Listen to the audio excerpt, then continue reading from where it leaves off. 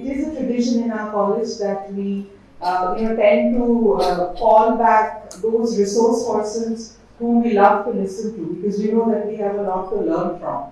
And Dr. Amit Dey, today's chief guest of honor and today's speaker, has been to the Department of History only last month. He spoke on Darasuko that time. And very casually he mentioned during his lecture that he has articles on Gandhi and Gandhian philosophy and the influence of Sufism on Gandhian philosophy. And the departments of philosophy, history and political science decided then and there on that day that we need to have him back once again. Because for semester 6 in particular, I think Gandhi as a person, as a political person, as a philosophical person is present in the syllabus of all the 3 departments. So we wanted to organize this one for all our students. So let's not waste any more time and begin with the session. I'll request our principal ma'am, Dr. Madhumanjali Mandal, our vice principal, Dr. Shukrati Das, and our speaker today, Dr. Amit Dey from the Department of History, University of Calcutta, to kindly come up on the dates. So please.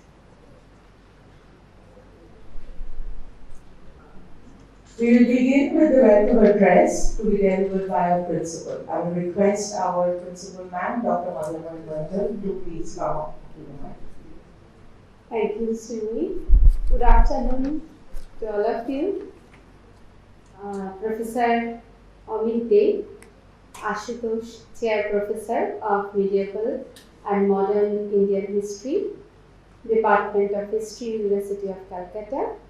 Our honorable guest speaker today, Dr. Shukrati Das, our Vice Principal, Dr. Shamrat Bhattacharya, our IQAC Coordinator, Dr. Rajashri Ghosh, Sir, Dr. Vidisha Sinha, Senator Secretary, and Dr. Indrani Kaur, Teachers Council Secretary, Dr. Riddhi Bhattacharya, Coordinator of Peace Studies in our college, heads of the 3 departments, Dr. Srimoy Gurthakutta from History, Dr. Karbi Roy from Philosophy, and Dr. Shushmita Gonsalves from Political Science, my respected colleagues who are present today here, and my beloved students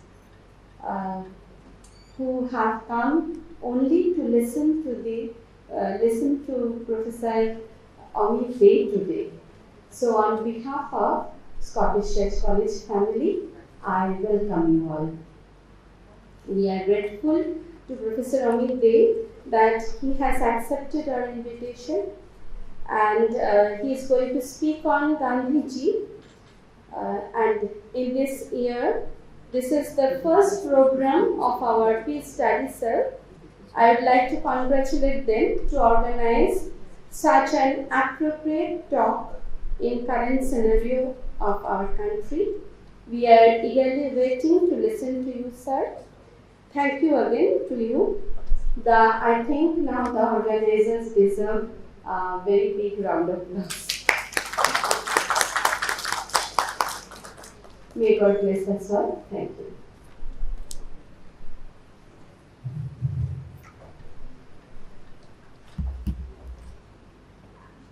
As is the custom in our college, we always extend a very warm welcome to all our guests, but Dr. Dey has been coming back again and again to our college. We're very lucky for that.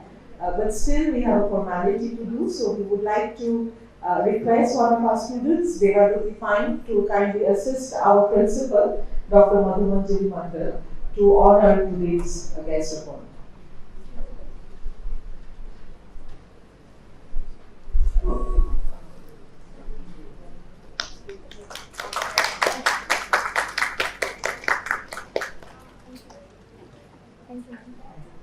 Thank you, Devadati.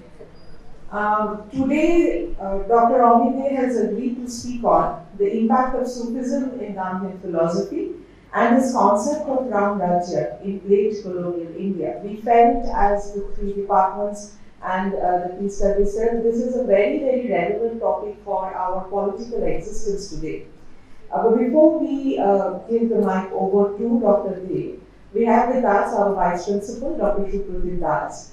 And we would like to request him to introduce today's topic to our students first before we set the stage for Dr. Dev. So, Dr. Raj. A very good afternoon. On the last occasion when Professor Amit Dev first came here and gave a very good lecture, an excellent, wonderful lecture, I was not present, I could not be present. Professor Dev actually is a very well-known expert in studies of Islam, Sufism, etc. And today's topic, I can't say it's a very new or unexplored area, but surely what Srimoy has already pointed out, it may lead us anywhere. So this is an important polemic which must be discussed. Amit has particularly mentioned the period as late colonial India. Now, I would like to say just a few words on Gandhi's Ramarajya, some of my stray comments. Now, here there are students from different disciplines, teachers also from different disciplines. Now, all should know that surely Mohandas Gandhi's most eminent and well-known biographer Judith Brown has always described him as an enigma, an enigmatic political leader. That apart, it is true that Gandhi was unique in that only he was different from all the other political leaders, the leaders of nationalism, nationalist politics in our country of his time. Mind it that when Partha Chatterjee, the social scientist, he describes Gandhi that, our nationalism, that it is a derivative discourse, then he doesn't forget to say that yes, Indian nationalism is a derivative discourse, but it is a derivative discourse with a difference. And this difference surely he finds in the politics of Mohandas Gandhi. Mind it that Gandhi never believed in any kind of power politics. And on this particular idea of Ramarajya, regarding this notion, there are at least two very prominent types of, very dominant types of discourses. According to one, Gandhi surely this is part of his devotional political thought. This is not to be secluded, this is not to be separated from his other political ideas. On the other hand, we find scholars like Anthony Perel or Viku Parekh who are not ready to particularly give any relevance to the word as something religiously loaded. For them, this has a very different meaning. And if I come back to what Srimoy told here, just as a stray comment, that yes, today, particularly with the consecration of a particular temple in the country, we once again are rather forced to go back to the idea of a Ramarajya. Naturally, I am sure Amit will discuss Gandhi, situating him in the context of Islamic tradition and of the concept of Ramarajya. But we must remember that never Gandhi he meant anything like a Hindu Rashtra or a theocracy when he so many times used the word Ramarajya. Mind it that whatever we know about Gandhi wrote 100 volumes. Almost all the volumes were written, almost all his writings were in Gujarati. but only one was written by himself, by Gandhi in English. Originally written in Gujarati, in Indian opinion, Hind Swaraj, and then the very next year in 1910, 1909 it was published, and then 1910 he translated this in English. Gandhi came back to this Hind Swaraj time and again and again, and all the time he was very proud to say that this is my Bible. Now, what are the Gandhi's three comments that he passed on different occasions? Let me rather quote some very important excerpts from Gandhi, because those are relevant in the context of today's India. I am sure that Amit will particularly focus on late colonial India, but if we try to contemporize this particular polemic or issue, then one question remains that there was an allegation. Even the left, even the Marxist scholars, they also were a party to this allegation that it was Mohandas Gandhi who for the first time combined religion with politics when he came forward to support the issue of Khilafat, and when he combined two different things. One is non-cooperation movement, which is a political movement concerned with India, and the other Khilafat movement, which was concerned with international idea of Islam, and which had really nothing to do with India as such.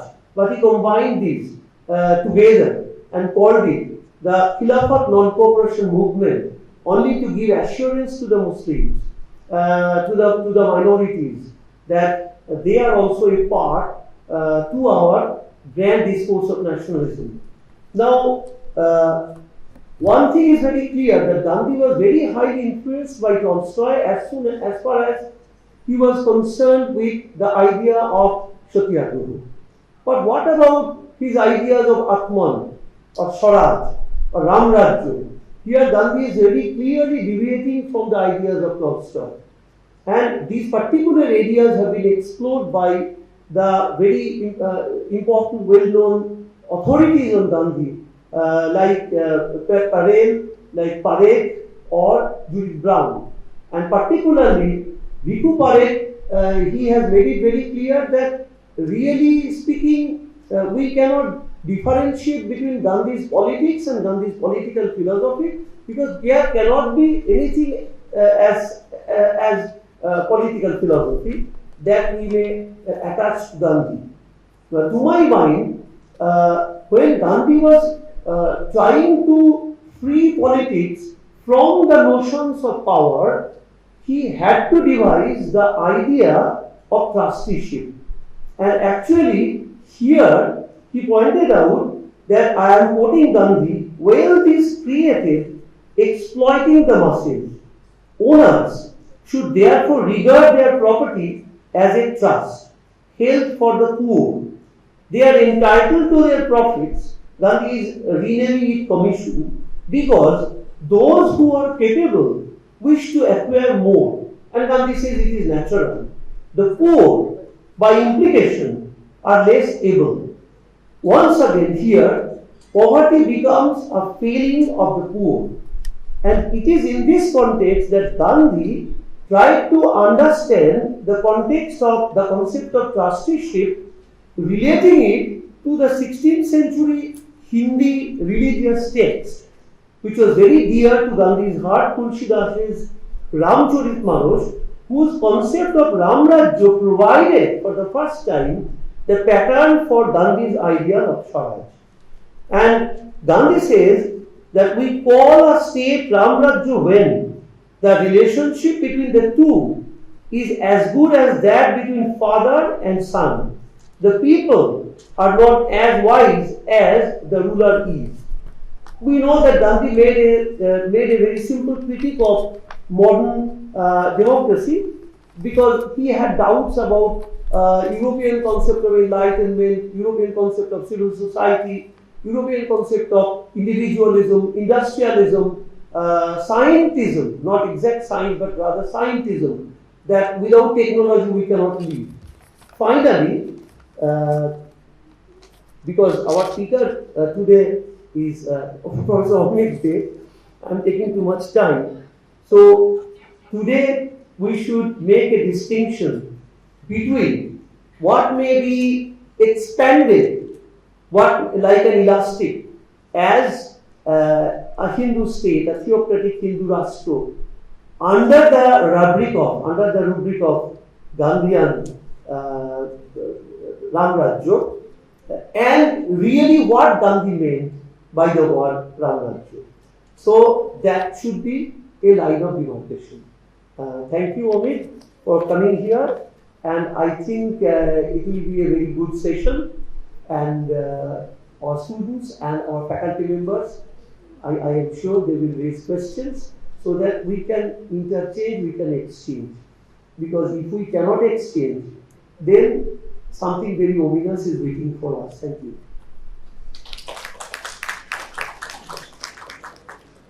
Thank you so much, sir. And thank you again for laying down the foundations. Now we can't really wait for Dr. Day to actually speak. But before I give up the mic to him, I would like to officially introduce Dr. Amit Day to our audience today. And this is a very official introduction because he's much closer to that to our college. Dr. Amit Day is currently the Ashutosh Chair Professor of Medieval and Modern Indian History in the Department of History, University of Calcutta. He has served as head of the department as well before, and he received his PhD in history in the year 1999 from the University of London, and the title of his thesis was The Image of the Prophet in Bengali Muslim Party, 1850 to 1947. Since then, he has been extremely active as a scholar and as an educator. He has written, he has 4 books to his name, including Sufism in India, The Image of the Prophet in Bengali Muslim Piety, 1850 to 1947, Islam in South Asia, and one co-edited book titled Between Tradition and Modernity, Aspects of Islam in South Asia. He is, or he has published a huge number of articles, as you can understand, and he has been invited to give lectures in various national and international level universities, including University of Chicago, North Carolina State University, Louisiana State University, Santa Barbara, University of Heidelberg, University of Roma, and I can really go on with the list. He has received the Commonwealth Scholarship during his doctoral time. He has also received a number of other fellowships and awards as well, including Charles Wallace India Trust Fellowship, Baden-Württemberg Fellowship, US Department of State Fellowship, Max Weber Center Visiting Fellowship, and Illinois Palm Exchange Program. But these are only words which make up the official identity of the man today, but we know him as a wonderful speaker and as a very, very popular teacher among the students of the Department of History of University of Calcutta. So please give it up for Dr. Amit Day. And sir, please. Respected Principal, Scottish Church College, Dr. Madhumanjari Mondol, respected Vice Principal, Dr. Supratin Das, very dynamic teachers of the History Department, Political Science Department, Philosophy Department. These 3 departments have been instrumental in making this Peace Studies Cells project possible today by selecting such an important topic in the 21st century when we are facing the challenges of exclusivism, not only in South Asia but beyond. Particularly, I thank Dr. Srimoyi Guhutakuda and Dr. Riddhi Bhattacharya for their constant support and this sort of initiative to keep the student population very much alert about the changes, about the challenges of our time. For the sake of convenience, we shall divide our discussion into 3 phases. That is, exposure during Gandhi's childhood days. This is one aspect which is ignored by historians, mostly as Dr. Subodhin Das has mentioned. All the great historians do not put adequate emphasis on the childhood influences on Gandhi. So we shall put emphasis on that. Generally, we then in the second phase we shall see Gandhi's journey to the West as an aspirant to acquire education, professional education. That is the second phase. And in the third phase, Gandhi is coming back after being trained, practicing in South Africa, then coming back to India. That is Gandhi entering into public space. So these three phases will be discussed for a proper understanding of the personality. Actually, we discuss about, if you think about the great scholars of Gandhi, how he led the march, long marches, Salt Satyagraha, how he behaved in the Round Table Conference, how he mobilized Hindus and Muslims in the Khilafat non-cooperation movement, how he mobilized the masses, how did he mobilize the women folk in the freedom struggle. We discussed that. But we hardly delve deep into the research areas of Gandhi. Actually, I call him a researcher.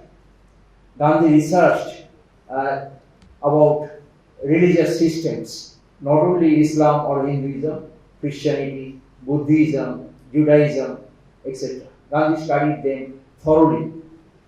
This is very significant for us to understand. As already indicated by Dr. Das, that Gandhi's concept of Ram is quite different from the Ram we see around these days in the public space. We shall come back to that. At times I will be using the board and I will be coming down. I'm sure that there is a drama club. Drama means dynamism, drama means movement. I like to move, and Gandhi also liked to move, and that is symbolized by the stick. We shall have occasions to come back to that. That stick means Gandhi was a salik, a spiritual traveler. It's a perpetual, perennial journey to achieve truth or haq or satya. Satyagrahi is in search of truth. So that we shall be dealing with. For example, Gandhi's Satyagrahi is a concept not only emanating from Vedas and Upanishads, it's also emanating from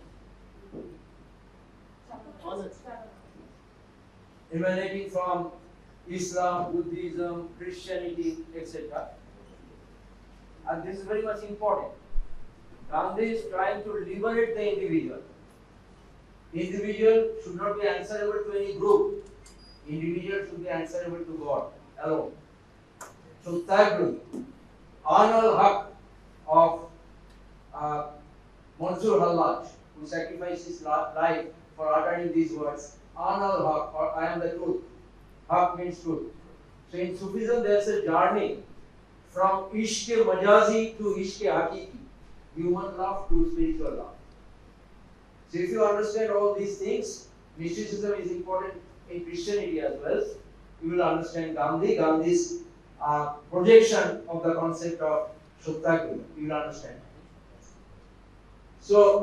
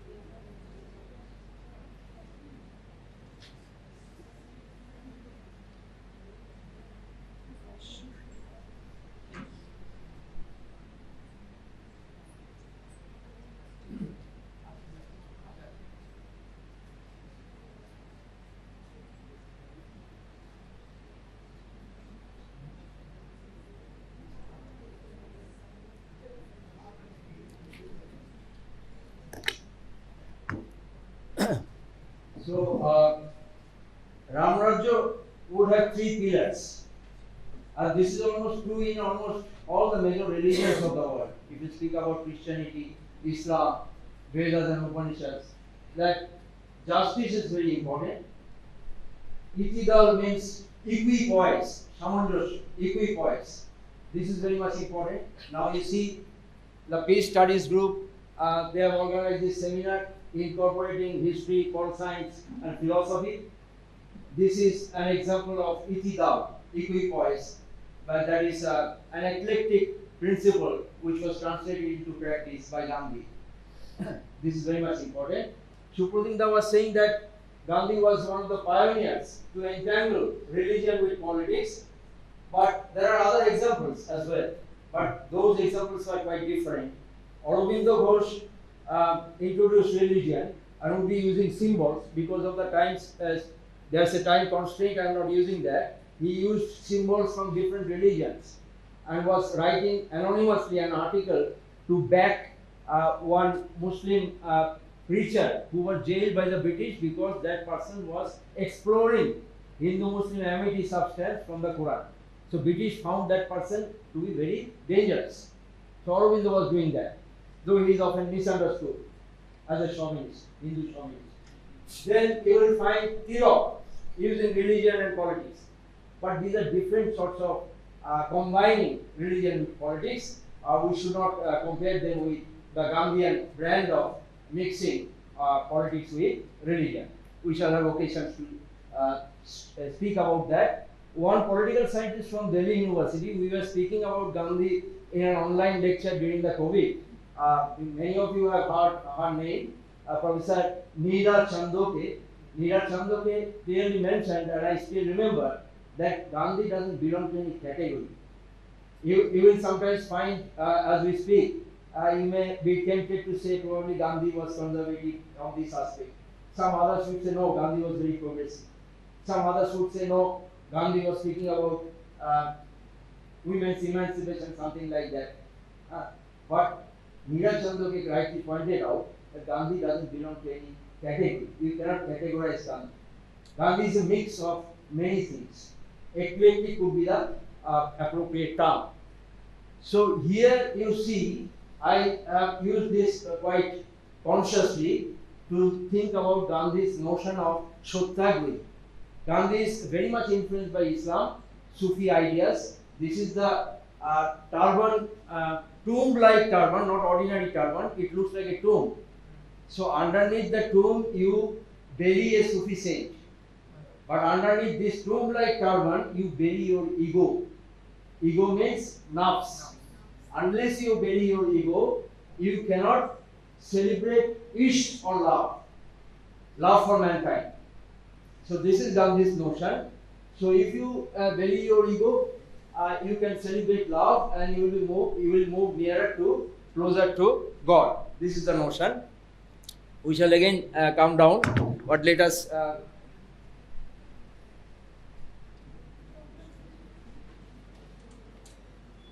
So during childhood, it is very interesting. We ignore. When we speak about great people, we mainly discuss those people when they enter into public space. We do not put adequate emphasis during their childhood days. So when Gandhi was a child, Gandhi would see within the premises of their ancestral home a monument to salute a Muslim soldier who laid down their life to save the family. The family was in danger, and one Muslim soldier laid down his life to save the family. So this had a tremendous impact on Gandhi's impressionable mind. He was growing up in this ambience, and he developed this habit of respecting Muslims as fellow citizens. That was further bolstered during his school days. So during his childhood days, we shall divide Gandhi's public space and private space like this. This private space would be the Boitokkhana of his father, the drawing room of his father, and also uncle who served the local princely state of Kutch and Kathiawar. That is very much important. And in their drawing room, they found many Muslims, but they were different sorts of Muslims. We shall discuss that. And in the school also, that's a public space. he found Jains, Muslims, Christians, Parsis, and of course Hindus. So it's a very eclectic environment to which Gandhi was exposed during his childhood. So he found Muslims, mainly Muslim merchants, in the drawing room of his uncle and father. So they were looking westward from the coast of Gujarat. Why? Because they were aspiring to carry out trade and commercial activities beyond the Arabian Sea. They were looking at the coasts of Africa, they are looking towards the Arab Peninsula, and who knows, perhaps the Mediterranean. They were trying to reach out to the Mediterranean through sea as well as land route. So they were very dynamic sort of Muslims. Gandhi will find, when he will grow up, will find similar types of mercantile Muslims when he will be in South Africa, because these mercantile Muslims of Indian origin would invite Gandhi to fight cases for them. This is very much important. And remember, when Gandhi comes back to India, joins politics, he is again encountering Muslims, but both in Congress as well as in the Muslim League, these initial pioneering leaders were mainly landholders, not the mercantile elements you would find in Africa, South Africa. This is very much important. So Hindu-Muslim amity was not at all a problem in South Africa. It was a problem in India because the conservative landed aristocracy led those movements either in the National Congress or in the Muslim League. This is very much important. Because the mercantile elements, they consider the entire world as their potential customer. So they do not differentiate on the basis of someone's religious affiliation. But that was different when landed aristocracy provided leadership either through the Indian National Congress or through Muslim League. So this is a problem that you can understand. So now in the school days, it is very interesting. Gandhi had the option to select either Sanskrit or Persian as the optional subject. Gandhi opted for Persian. Do you know why? Today, Amit Shah, unfortunately, he shares my name, so Amit Shah just denounces Gandhi as a Chaturvanya, and I celebrate Gandhi as a Chaturvanya. In a positive sense, Gandhi was a Chaturvanya, but he says in a negative sense that Gandhi was a Chaturvanya. So he opted for Persian because Persian Gandhi thought would be easier to learn, because Sanskrit, like Arabic, has ekvachon, dvachon, bahuvachon. Persian grammar is much easier. ওখানে gender অনুযায়ী এরকম ভাগ হয় না, ওখানে সবকিছু একই। যেমন আমরা বলি জল খাবেন, পার্সিয়ান আপ খুরদান, হ্যাঁ, এই যে জল খাওয়ার কথা এইভাবে বলা হয়। পান করা কথা, পান করা বললে সেই সমস্ত ল্যাঙ্গুয়েজ গুলো খুব কঠিন হয়ে যায়, এক বচন দ্বিবচন বহুবচন বা জেন্ডার চেঞ্জ হয়ে যায়, ভার্ব চেঞ্জ হয়ে যায় ইত্যাদি। পার্সিয়ানটা সেরকম নয়। গান্ধী বললেন আমার অনেক কাজ আছে, আমি পার্সিয়ানটা বরং করব, ছোটবেলায় ভেবেছিলাম। So he opted for Persian. The positive side of opting for Persian was that, this is my hypothesis, that Gandhi's notion of Ramarajya, Gandhi was being introduced to Hobbies Doha as well as the Konami sect of the Vaishnava sect, which his mother followed, that was combined with Gandhi's early exposure to Persian literature. Now even today, if you learn Persian, you have to read Sadi. Sadi's Gulstan, and also Gulstan, but let us make the story short. If you read Gulstan, you will find one very role model personality in Gulstan, that is Nausherwane Adil. Today you hear the term Adalat quite frequently. Nowadays, unfortunately, Adalat has emerged from the term Adil. Adil means justice. Concept of justice. So, childhood Gandhi had to read about one role model personality. Remember, he was not a Muslim but was Persian in the broad sense of the term. He flourished in pre-Islamic Persia, known as Nausherwane Adil, Nausherwane the Just, because he dispensed justice.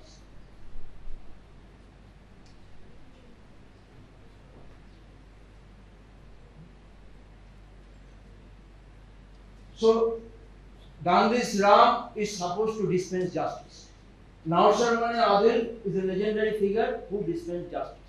So the notion of Nausharvane Adil and the notion of Ram coalesced, converged in Gandhi's concept of justice. This is very much important. So this is a universal notion of justice, not confined to any particular community, not confined to any particular geocultural region. This is universal. If you look at the Baus, I am making it a little bit simpler for you. If you look at the Baus, they think about two types of prophets. Prophet Muhammad, one the historical prophet who was born in Makkah, died in Medina. Another cosmic man, Moner Manush, who has no beginning, no end, who may leave a shadow but has no body. So this is the mystical prophet, cosmic man, Moner Manush. So Gandhi's Ram was something like that, who transcended communitarian boundaries, communal boundaries. This is very much important for us to understand. Because nowadays the Ram you see is not Gandhi's Ram. It's a different form of a Ram. And Gandhi will incline closer towards Nirguna Bhakti movement, which is very close to Sufism. Nirguna Bhakti movement, that is, God is Akala, timeless. God is Nirankara, formless. God is Oleko, cannot be described in words, Oleko, something like that. This is the God of Nirguna Bhakti movement. This is the God of the Sufis. There is no room for incarnation. So you have to understand, Gandhi was a Kabir-Panthi. Gandhi publicly declared that my mother was a Kabir-Panthi. Kabir demonstrated this Nirguna form of Bhakti. Kabir was not a Sufi in the strict sense of the term, but was influenced by Sufism, but was not strictly speaking a Sufi. But he was more inclined towards the Bhakti brand of mysticism. So you understand that this notion of Adul, and this is very interesting. Nowadays in the 21st century, a Hindu will find a role model only amongst the Hindus. A Muslim will find a role model only amongst the Muslims. And this is true about other religions as well. But this is not the case with the Sufis and with Gandhi. They will pick up a role model from someone beyond their communitarian existence. This is the eclectic, spiritual, cosmopolitan tradition that influenced Sufism. Shukudinda was telling us that though I put emphasis on the term late colonial period, but for a proper understanding of the colonial period, sometimes we have to go back to the 16th centuries.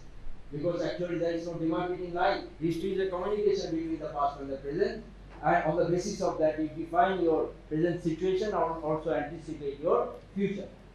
So you won't understand Raja Rammohn Roy or even Devendranath Tagore if you don't understand how Sufism flourished in the 16th or 17th centuries. Because Devendranath, though Rabindranath said that my father was theologically progressive but socially conservative, even that conservative Devendranath started his day by reciting Hafiz, a Sufi poet.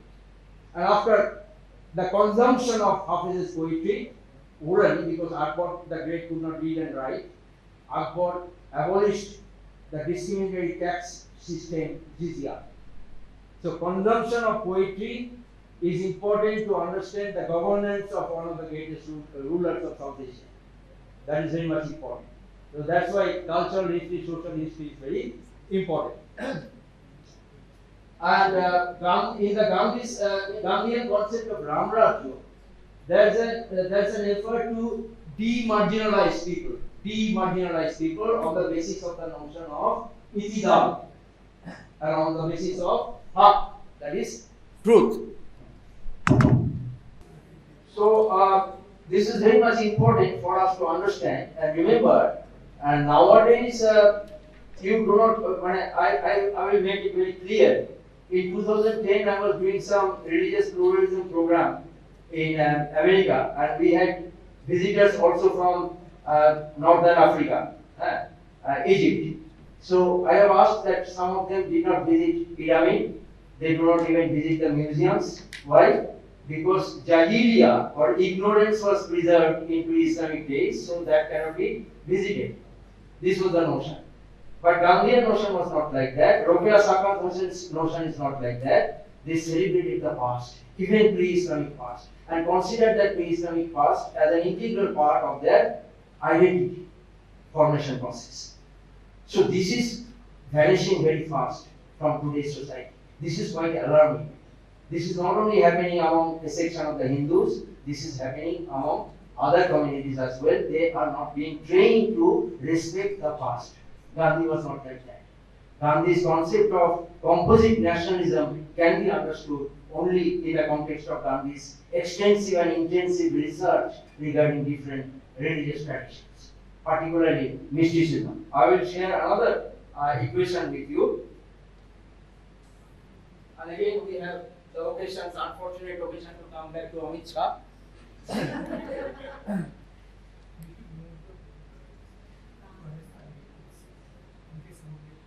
This is the formula. Merchant and the mystic, they walk hand in glove, if not hand in hand. Gandhi's mother hailed from a mercantile family. Her father and uncle used to work for the princely state we have mentioned. So this mercantile connection is very important. So Gandhi was at ease when he was interacting with the merchants of South Africa, of Indian origin. So, and then again, we have already mentioned that Gandhi's mother was a Kavi poet. And Gandhi's mother also belonged to the Pranami sect of the Vaishnavas. So this clearly mentioned there was Hindu-Muslim interaction already there in Gandhian family. And Gandhi was exposed to that tradition from his childhood. And there are historians who confirm that the Bhakti saints and the yogis used to visit the Sufi lodges. The Sufi lodges or the Sufi khanqahs. So there have been interactions. And we know some of the Sufis practiced pranayam, like Nizamuddin Hamdiya himself. So there have been interactions. So Gandhi's concept of Satyagrahi is formulated on the basis of this creative, meaningful interaction. That is very much important. Now, this M square, both the merchant and the mystic, they considered a Leviathan-like state, authoritarian state, hegemonic polity as a prospective enemy. And in that case, when Gandhi was growing up, that Leviathan-like state was the colonial rulers, the British ruler. And again, these merchants and the mystics consider the representatives of hegemonic, not only hegemonic polity, but also hegemonic orthodoxy as a potential enemy. And when Gandhi was joining politics in India, by that time, two representatives of hegemonic orthodoxy had been Muslim League and Hindu Mahasabha. So one Leviathan-like state, mystic and the merchant would be opposed to that sort of a state, because that sort of a state is very restrictive, very authoritarian, would not facilitate free commerce, would not facilitate mystical ideas. So this is very much important. And again, the representatives of hegemonic orthodoxy, represented in the form of Hindu Mahasabha and also in the form of Muslim League, they are not liked by the merchants as well as the mystics. This is very much important. And Gandhi, when he was a student, as I mentioned in the second phase, he was going to England and was exposed to different sorts of books, because most of the Indian students who visited England in those days, they read several books. One by Thomas Carlyle, a great essayist, you might know him. Then they would read Edward Gibbon, Decline and Fall of the Roman Empire, Edward Gibbon. They would read Thomas Arnold, as well as another Arnold, Edwin Arnold. Edwin Arnold and Thomas Arnold. This is very much important. They would read their books. And also they will read the books of William Irvine, and then they would read Sell's Quran. Sell was a bishop who was translating the Quran, but then he used to spell Quran with K, not with Q, but actually it would be Q. So Sell's Quran is very famous. Gandhi would read such books. And when Gandhi used to go to jail, if you look at the list he is providing to the jailer, you will find that he is keen to read such books. And Gandhi learned Urdu for 3 years.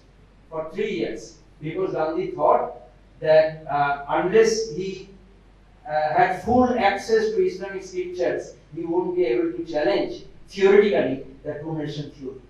So Gandhi learned Urdu for 3 years, so much so that even in some of the Congress sessions, Gandhi delivered lectures in Urdu. And Jinnah, if you juxtapose Gandhi with Jinnah, Jinnah was egocentric and Gandhi wanted to bury his ego. So Jinnah learned Urdu at the age of 71, and Gandhi learned Urdu when he was in his 30s. Gandhi mastered Urdu. Jinnah was not comfortable. So in the Pakistani assembly, he started his lecture in Urdu but quickly switched over to English. But Gandhi will continue to speak Urdu. Gandhi will write in Urdu. Last letter Gandhi wrote to Jinnah with the expectation of this suspension of this sort of a project of vivisection of South Asia was written in Gujarati. Gandhi deliberately wrote that letter in Gujarati and said that sometimes he used to write Gujarati, which is your mother tongue. Nowadays you don't write Gujarati because your concept is that Urdu is the language of the Muslims, which is absolutely not true. The Sikhs will speak Urdu, the Hindus will celebrate Urdu, even the Brahmin Purohit will recite from Masnavi of Jalaluddin Rumi. A Mevlevi Darwish looks like that, who turns anti-clockwise with this elongated tomb-like turban where you are supposed to bury your ego to become a Shottagri. So this is very much important. So Jinnah learned Urdu at the age of 71. That was a superficial effort of the part of Jinnah. But Gandhi deliberately, spontaneously learned Urdu, and while coming back on ship, Gandhi started to learn Tamil. I don't know much about Gandhi's future exposure to Tamil, but definitely he mastered Urdu so much so that Gandhi was presented with Shibli Nomani's famous Urdu biography of the Prophet. That is Siratul Nabi. Hakim Sahib Ajmal Khan presented a copy of Siratul Nabi, Sirat means biography of the Prophet, to Gandhi. Now this is important. Why a biography of the Prophet? Now in the 19th century is the century of religious competition. So it is true, I agree with Shubhodinda that I have mentioned late colonial India. But if I just isolate late colonial India, I will understand the developments in late colonial India. I have to delve deep into 19th century South Asia. I will also occasionally go back to 16th or 17th century South Asia to understand how Gandhi was enriching himself with these sort of mystical traditions. So the biography of the Prophet was written in Urdu in the 19th century. He was an Aligorian. Shibli Nomani was an Aligorian. Aligarh did not speak in one voice. Aligarh is not only the voice of Sohail Ahmed Khan. Aligarh is also the voice of Shibli Nomani. Aligarh is also the voice of Altaf Hussain Ali, great Urdu poet. Why in Urdu? Shibli was quite well versed in Arabic and Persian. So this is the vernacularization of religious knowledge. You are making knowledge available to the masses. And that was very helpful to Gandhi because in the late 19th century, you see a revolution, that is a rational image of the Prophet was being presented because as 19th century is the age of religious competition, Christian missionaries would throw aspersions on Hinduism and Islam and by saying that these are not very scientific religions, very superstitious religions, etc. So Gandhi was not against Christianity. I have made it very clear that Gandhi respected very much Jesus Christ. Actually, returning good for evil concept was borrowed from the Bible, borrowed from the life of Jesus Christ. But Gandhi, like Raja Ram Mohan Roy, Gandhi, like Devendranath Tagore, often identified Christianity with a religion or with a culture of the dominant group, that is the Western colonizers. So Gandhi believed in the essential unity of man, and that is derived from Sufi poetry because Sadi clearly mentioned that each and every human being is the son of Adam or Adam. So if everyone is the son of Adam, then there should not be any difference. So Gandhi believed in the essential unity of man. That's why Gandhi was also opposed to the notion of conversion. So someone asked me in Germany, my friends, so Gandhi must be very conservative because he is opposed to conversion. I said, no, Gandhi should be understood in a different context. He was opposed to conversion not because he had hatred, he was cherishing hatred towards any other religion, but because he believed in the essential unity of mankind, which is derived from the concept of Sadi. Sadi is Gulistan. Gulistan deals with material things, and Bostan, you cannot see fragrance, but you can feel fragrance. So Bostan deals with the spiritual aspect. So these are two major words of Sadi. Gulistan, material aspect, Gulistan means garden. You can visit the garden, but you cannot see fragrance. And Bostan means fragrance, where you find fragrance. So that is the spiritual aspect dealt with by Sadi. Sadi also influenced Raja Rammohn Roy, so much so that Raja Rammohn Roy expected that after his death, in his imaginary tomb, the couplets of Sadi should be inscribed. But that is not done. I visited many memorial dedicated to Raja Rammohn Roy. I did not find the couplet from Sadi. So the Brahmins also, even in the Middle Ages, would recite from Jalaluddin Rumi, because in those days, if you have to elevate your status within the cultural community, you have to confirm that you are capable of appreciating the couplets of Jalaluddin Rumi. That is very much important. And that is important again. I don't have the time to discuss Rabindranath's attitude towards Rumi or towards Akbar the Great, but Akbar could not read, as I have mentioned, but he could listen to the poetry of Rumi, where Rumi is saying that if God wished from Masnavi, if God wished, he could have created only one religious community. But he did not wish to do that, so he created many religious communities and sent a religious leader for each of them. So this is Rumi who is speaking about a cosmopolitan society. This is Rumi who can be emulated by statesmen to counter divide and rule policy, to counter two-nation theory. So he is transcending religious boundaries. That's why Rumi's guru, who was a Kalandar, Kalandar means ambulatory Sufi, and Gandhi also used to carry that stick when Gandhi is walking. That is, he is an ambulatory, mobile person. These roaming persons were known as Kalandars. Kalandars means ambulatory saints. So mobility is very important, because in course of your mobility you encounter diverse civilizations and you broaden your mental horizon, intellectual horizon. You are more reconciliatory in nature. This is the notion. So Gandhi would be doing that, and Gandhi would be reading Sales Quran, Gandhi would be reading Edward Gibbon's Decline and Fall of the Roman Empire. Why? Because there in Gibbon you will find a reassessment of Islam. In previous literature you will find that Western scholars are throwing aspersions on Islam.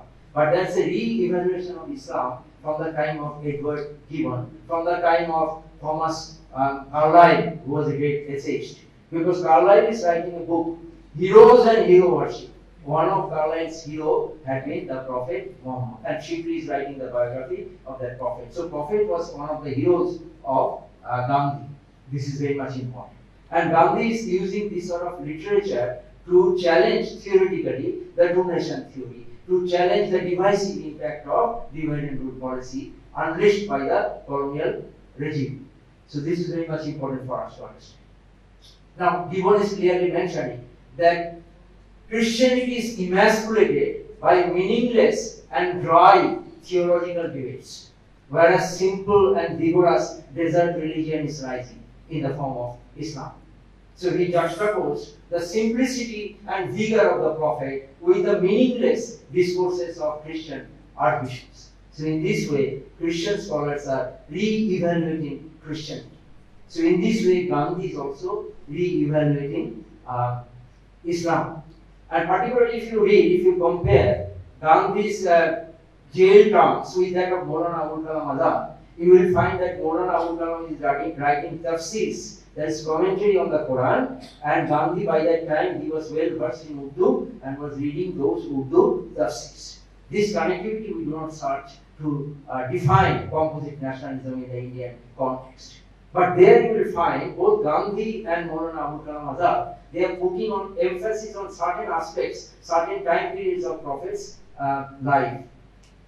Now, Quran was revealed in two phases. When the Prophet was in Makkah, the spiritual elements of Quran had been unleashed during the Prophet stay in Mecca, but later Prophet had to migrate to Medina because of the persecution of the Quraysh.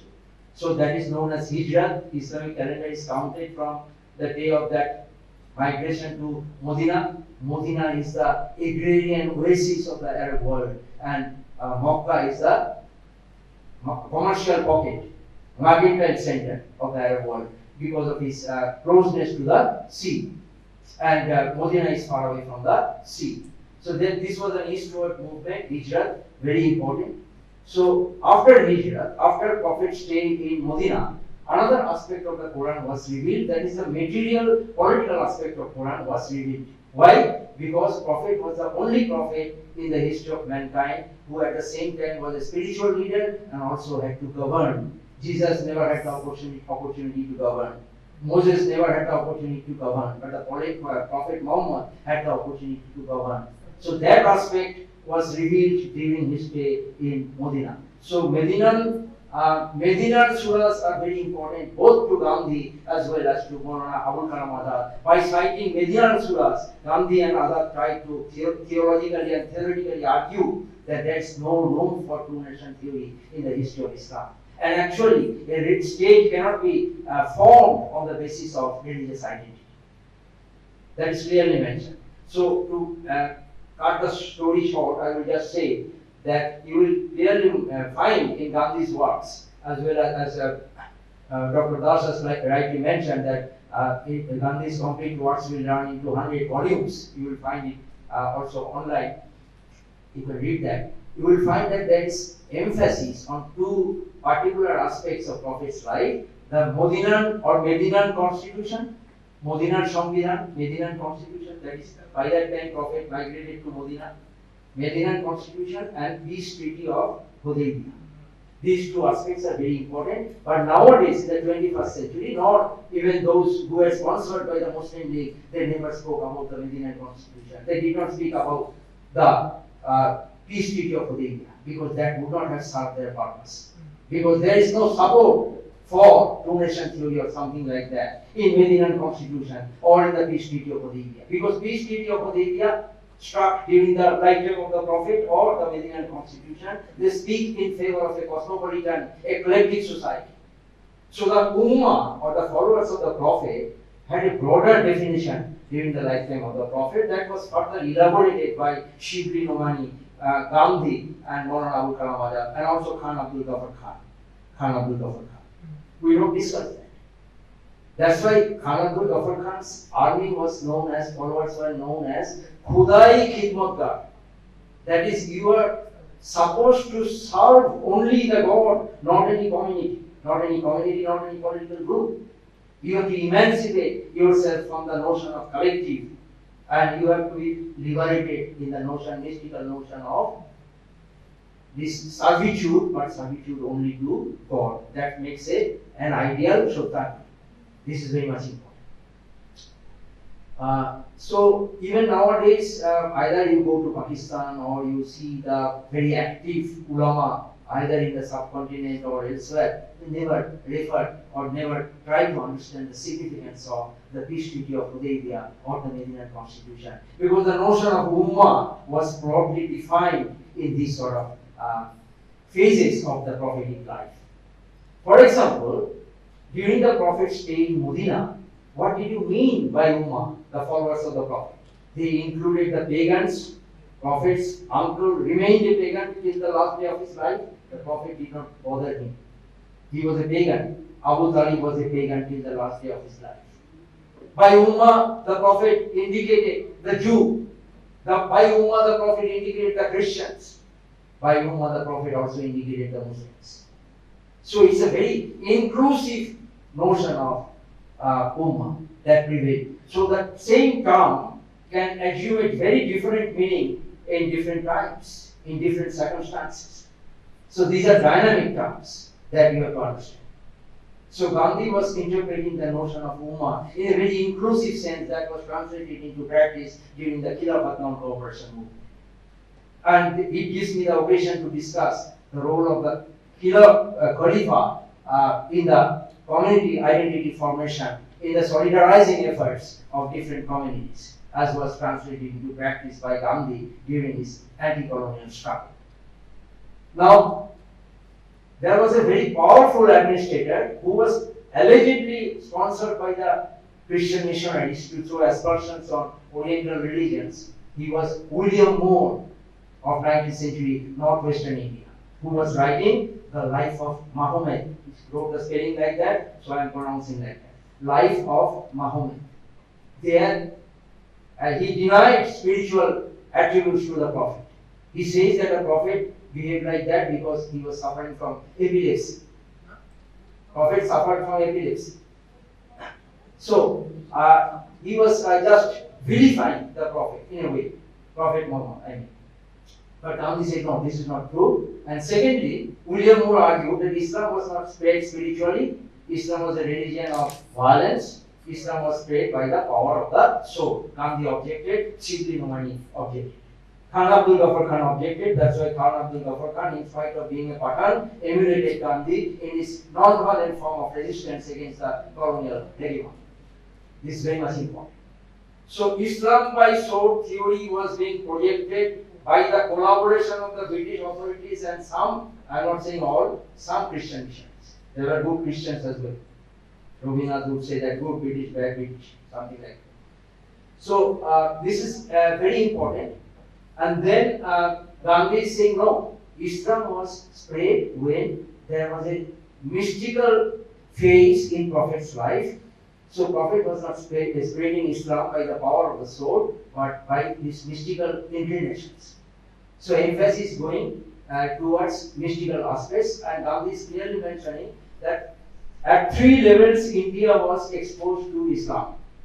One is the political exposure, that is when there was political invasion, military invasion of the Islamic forces, Turko-Afghan forces. Gandhi was not interested in that.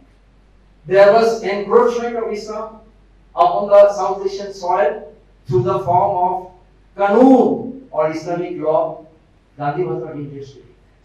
At the third level, Islam came into contact with South Asia. That is the mystical level, Sufi level, inroads of the Sufis. Gandhi was interested. Gandhi was interested. So that is very much important for us to understand. That's why during the Khilafat movement, you will find that in William Moore's book or in other books who were trying to vilify Oriental religions, they projected one of the caliphs of Islam, four major caliphs of Islam, Hazrat Umar, as someone who used to burn the libraries, who used to fight with sword, who spread Islam by the power of the sword, because Hazrat Umar was very powerful.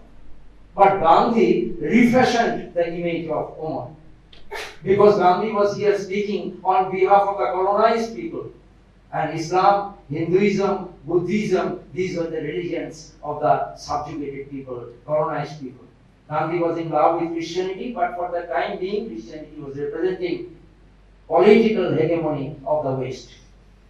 This is very much important. So Gandhi refashioned the image of Hazrat Umar. Said no, he was not spreading Islam by the power of the sword. He was also, Gandhi is citing examples from Sufi literature. I am not going into details. That Sufi literature portrayed Hazrat Umar in a different light. He was very simple. He used to wear a jubba or a khirka, just like Rabindranath Tagore. Now Rabindranath Tagore used to wear a jubba. Raja Rammohn Roy also used Indo-Persian dress. But Raja Rammohn Roy's dress emulated the dress of Mughal officials. But Rabindranath's dress emulated, it is from Indo-Persian influence, but this emulated the Sufi mystic. There is a difference between, though both of them are deriving from Indo-Persian tradition, but they are different from different aspects. That's why Raja Rammohn Roy is going from the village to the town, and Rabindranath and Gandhi, they are going from the town to the village, going to Shantiniketan, and Gandhi is going back to the village to Chorkha, and various other things. This is very much important for us to understand. And since Rammohn Roy did not go back to his village home, he died early because urban life is full of tension. And Rammohn's contemporary Lalon Shah lived for 120 years. Both of them were born in 1770s. মনের মানুষ খোঁজার জন্য একজন জীবনকে নিবেদন করেছিল, আর আরেকজন হাসল এন্ড ব্যাসল অফ সিটি লাইফ। এবার আপনারা ডিসকাস করুন, আপনারা গ্রামে গিয়ে থাকবেন না শহরে থাকবেন। So anyway, so this is important. So Gandhi is providing example, if you read his collected works, that at a night desert climate was not bearable, heat was intolerable. So the Ummah requested Umar that we have to pray. This is praying time. Ishan namazir shomoy hoyeche. So we have to pray, but there's no building, but there's one building ahead, that's a church. Now, the British authorities projected Umar as someone who spread Islam by the power of the sword, but Umar said on that occasion that you cannot pray in the church. But why not?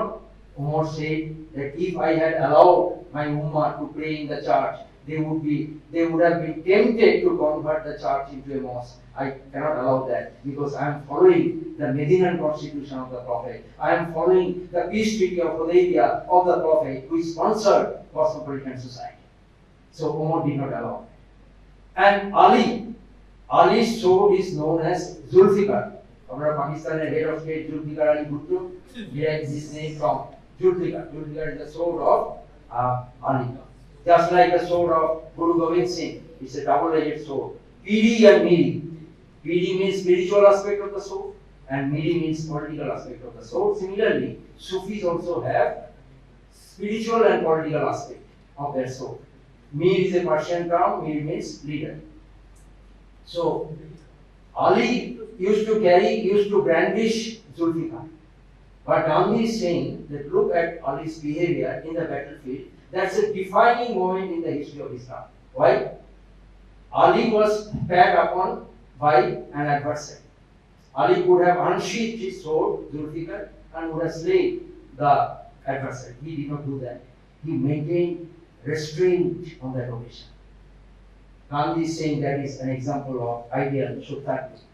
He is following non-violence. He did not unsheath his sword, maintain this calm. That was a defining moment.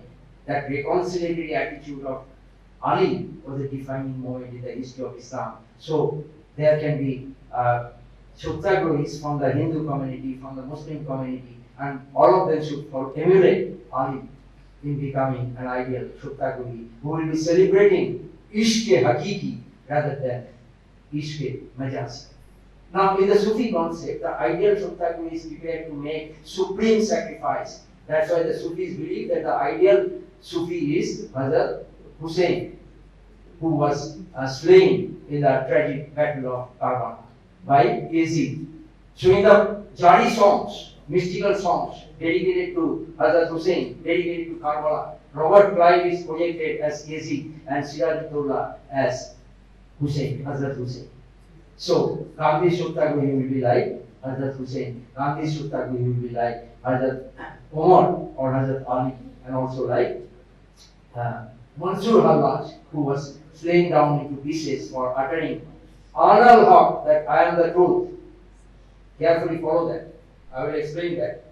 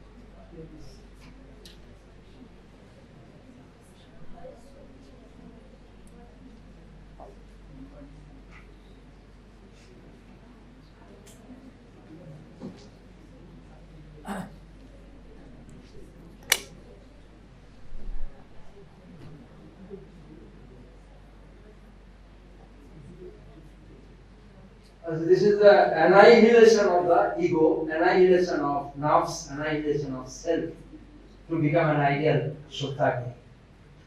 This is a very Sufi concept translated into practice by Gandhi.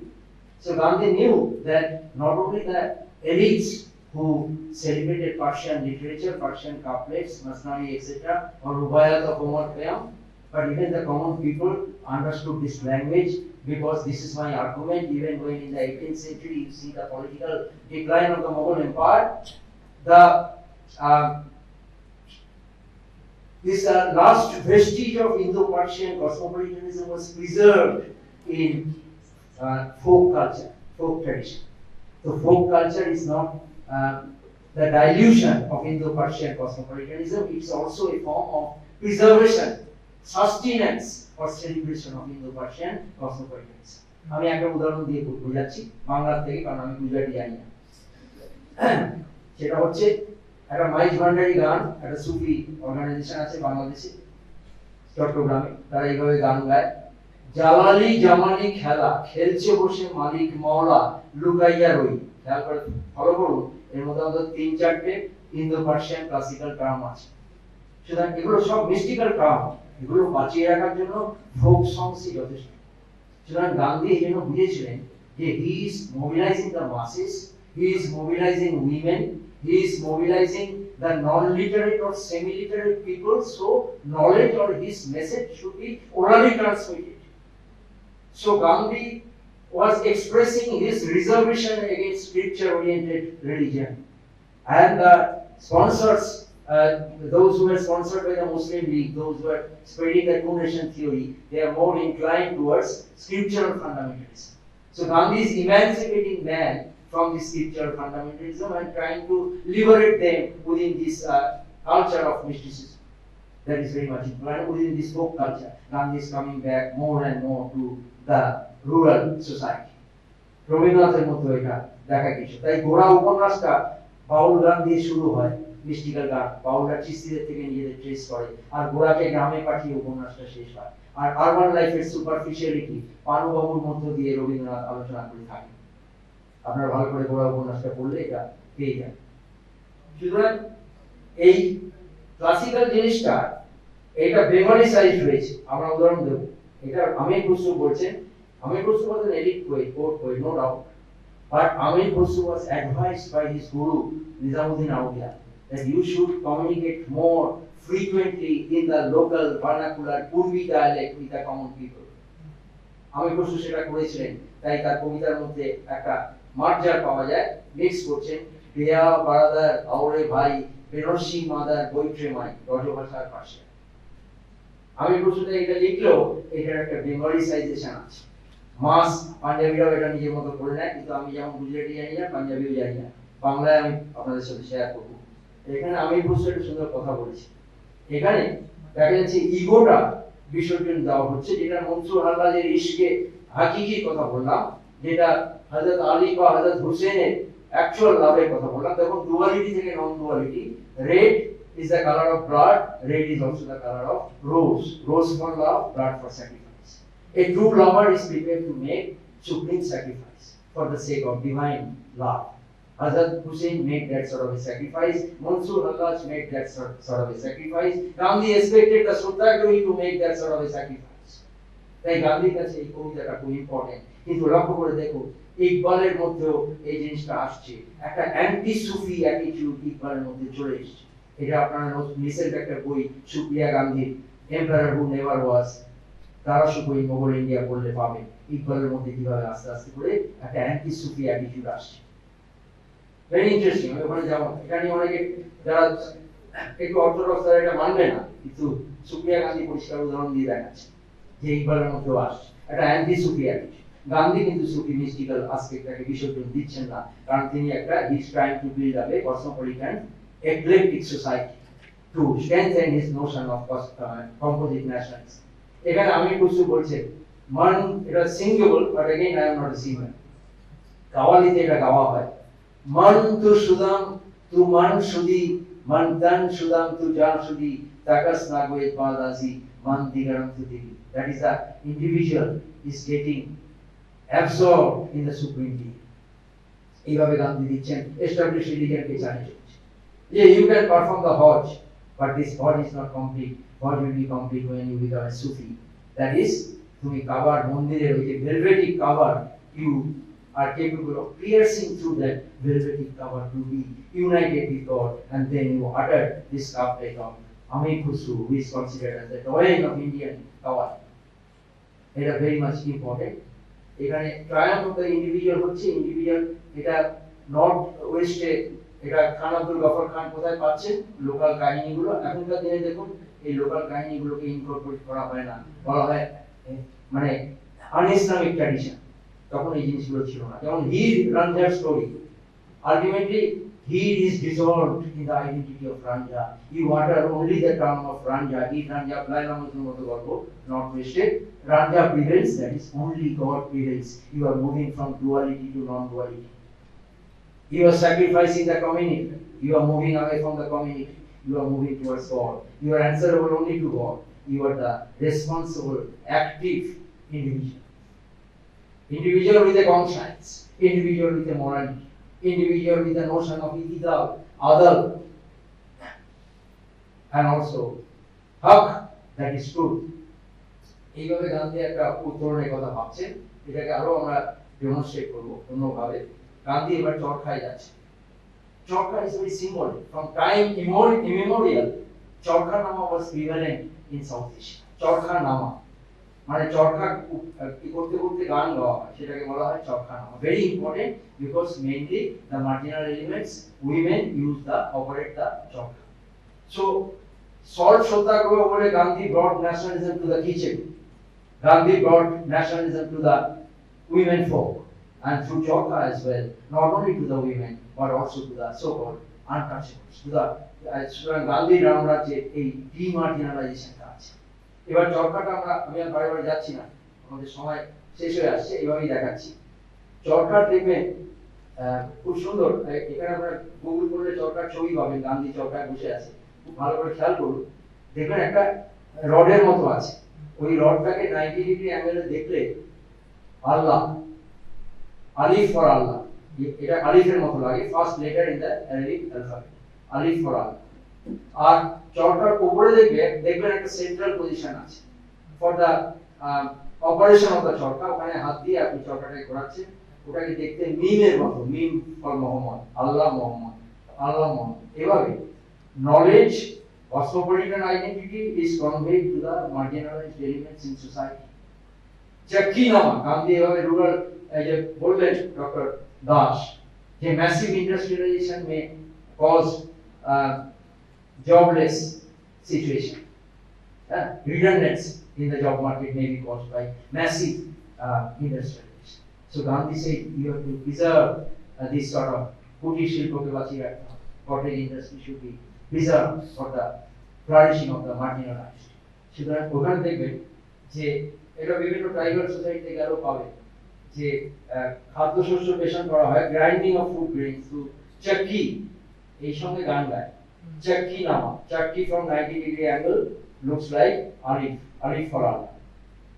আমি একটু লিখে দিলে সুবিধা হবে।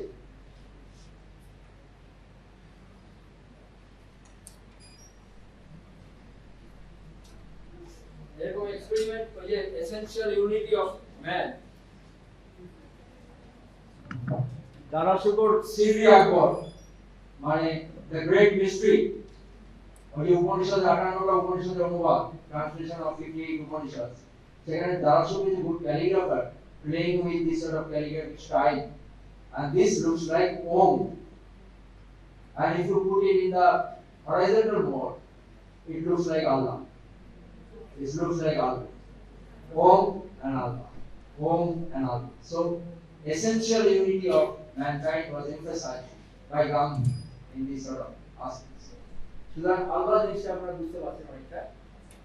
Allah, Alif starts with Alif. Alif cannot be joined with any other word. There is a first letter. Cannot Alif because it's a monotheistic religion. So Alif cannot be joined with any other letter. সেরকম এটা আলিফ, এটা আলিফ। এবার numerically approach করুন, very important, very symbolic. Numerically 1 2 3 4 5 Valentine's day.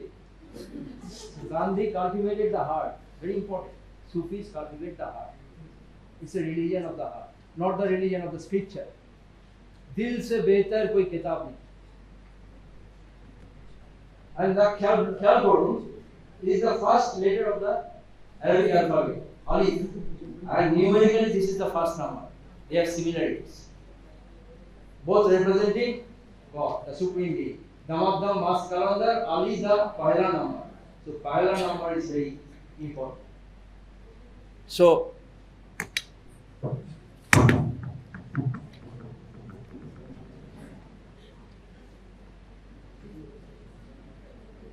in this way, theoretically, Gandhi was trying to challenge the divisive forces unleashed by the colonial hegemony as well as by the Indian political system, particularly by the Hindu Mahasabha and the Muslim League. Gandhi had correspondence with Jinnah. Gandhi wanted to elaborate these sort of concepts. However, Jinnah's response. Jinnah says, no, I will not listen to such things. Politics is a very concrete thing, and I am a barrister. Let us speak only in terms of law. Let us speak only in terms of law. We do not confuse people with mysticism. কিন্তু এই mystical elements Aurobindo ঘোষের মধ্যে ছিল।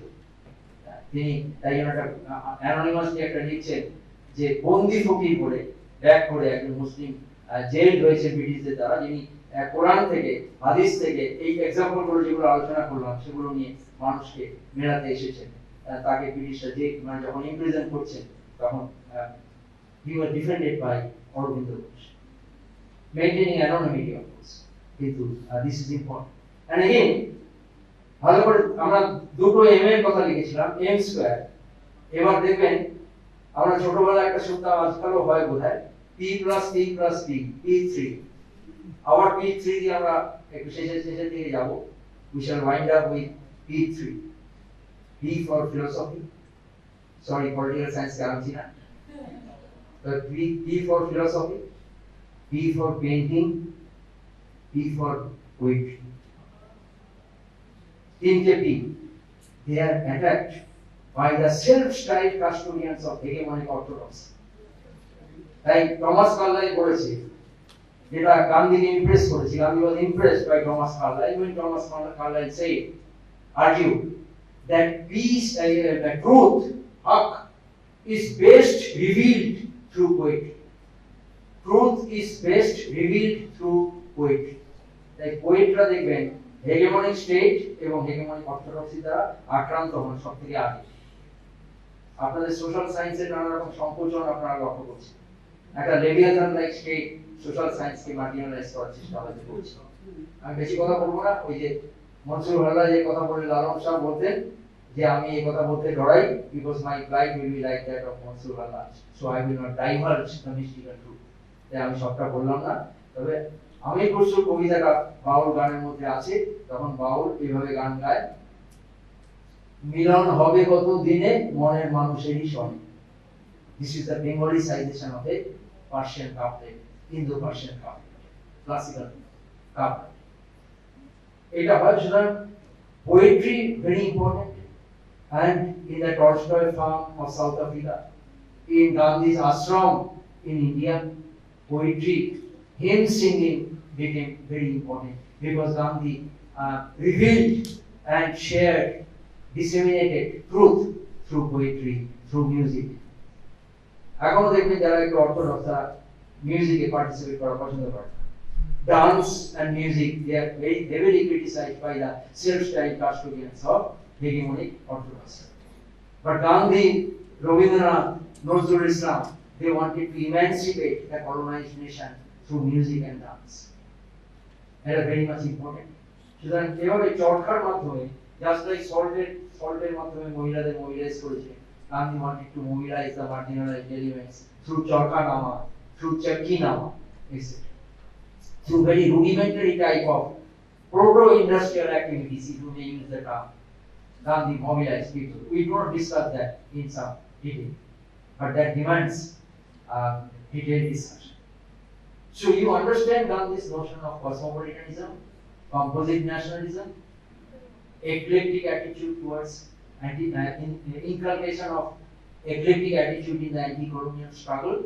Only when you understand that Gandhi seriously learned Urdu to access Islamic literature, to strengthen this his struggle against the divisive forces represented by the two-nation theory on the one hand, and also by the divide and rule policy of the British. এইভাবে দেখলে গান্ধীকে বুঝতে আমাদের সুবিধা হয়। I am sure that there will be questions, so I am giving some time for interaction. I discussed something, I could not discuss some other aspects, but I wanted to keep some time for interaction. If you are interested, you can ask questions. I will try my best to respond to your queries.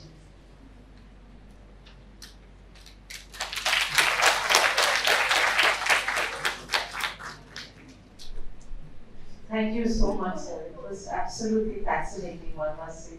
And we learned more, we learned definitely about Gandhi's understandings of Sufism and impact on his life and philosophy, but also about the influences themselves in great depth.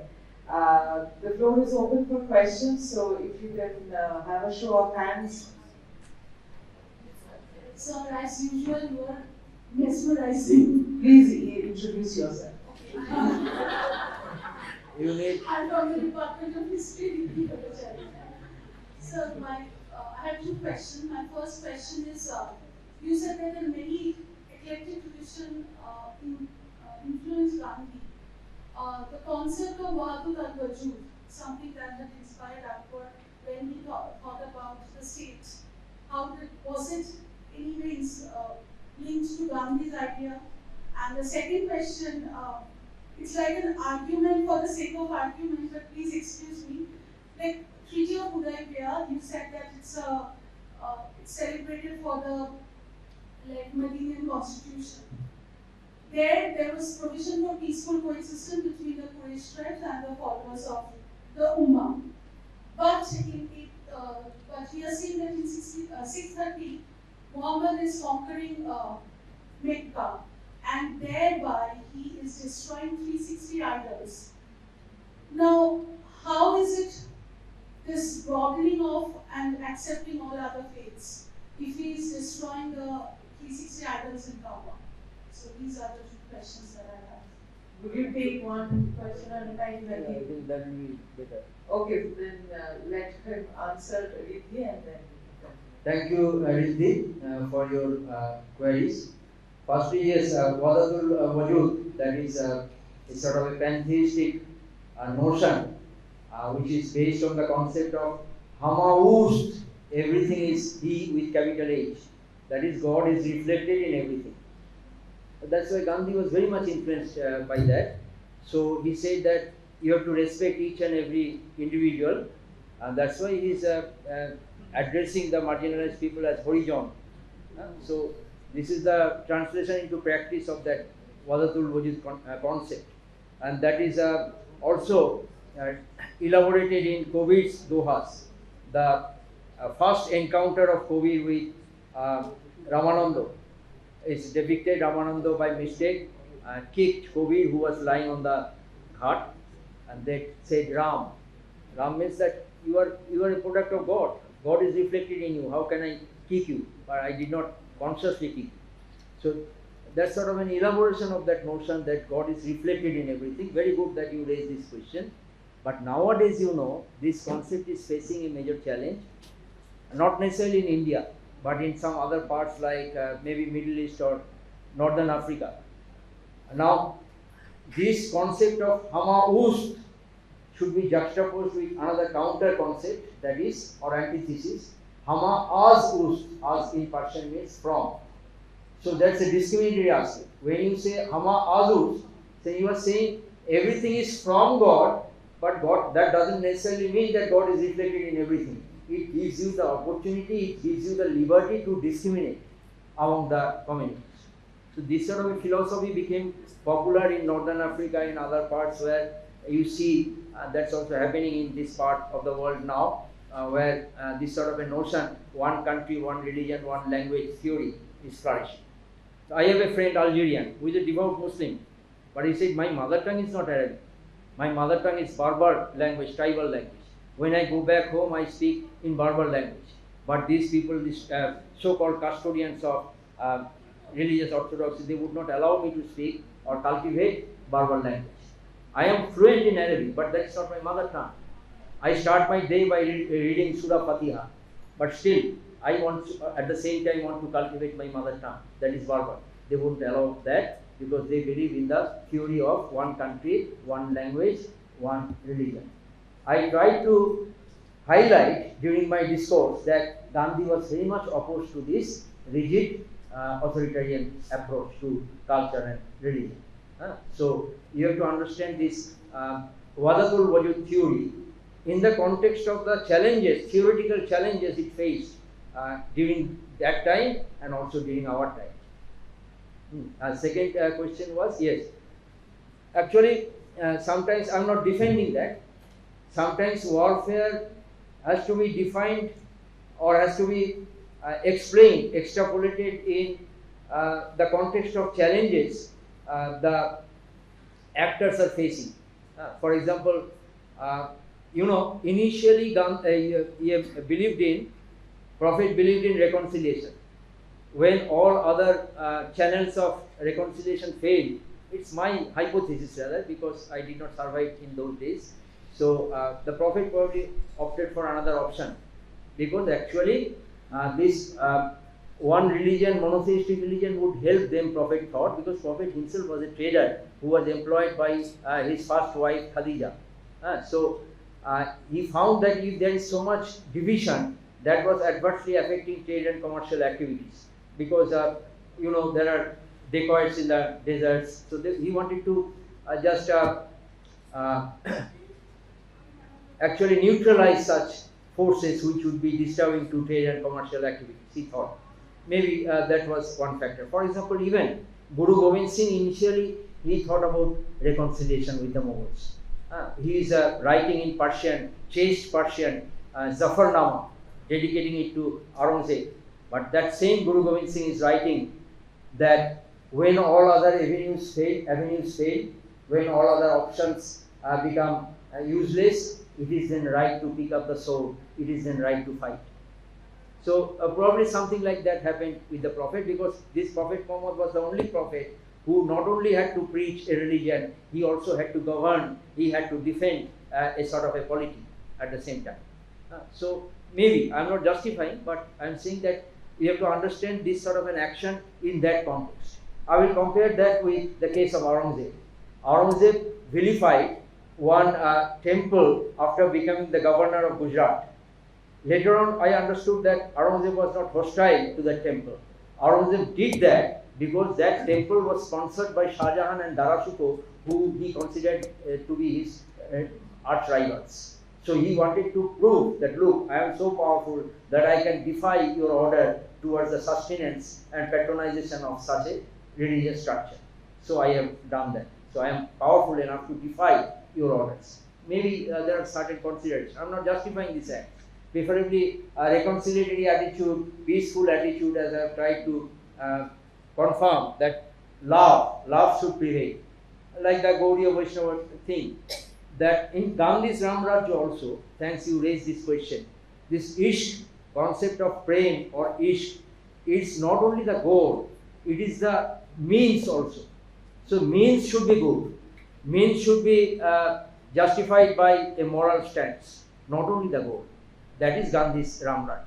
Definitively, if you say that there is this sort of, what do you call it, iconoclastic activities, Gandhi would not have supported, sponsored this sort of an activity. Definitely, Gandhi will pick up the reconciliatory aspect, the aspect which could be emulated by a person who is driven by his moral power. I think you can be selective as an individual. You have the power to select, and you also have the power to reject certain other aspects, because human beings are not perfect people. I think I could at least partially satisfy you. And you, okay, please, madam. Thank you for your beautiful presentation. I have a short question, that is, in an article, Dr. Asghar Ali, an engineer, had termed Gandhi as a Hindu Sufi. Hindu Sufi. Because as we know that he obviously espoused the tolerance, love and non-violence concept which are disliked by both the Muslim as well as the Hindu extremists. Now, how relevant do you think is Gandhi's ideas in today's context? I would accept that definition of Gandhi or projection of Gandhi as a Hindu Sufi, because this will make clear how Gandhi perceived Hinduism and how that perception of Hinduism is different from today's perception of Hinduism. So I will accept that, because that term Hindu Sufi is very relevant in the 21st century concept. So Gandhi was that sort of a Hindu who had respect for other religions as well, who was that sort of a Hindu who was prepared to accommodate the other. He was not prepared to otherize the neighborhood. So that sort of a Hindu. He was that sort of a Hindu who was prepared to promote comparative theology. That is just not getting adequate emphasis in our country now.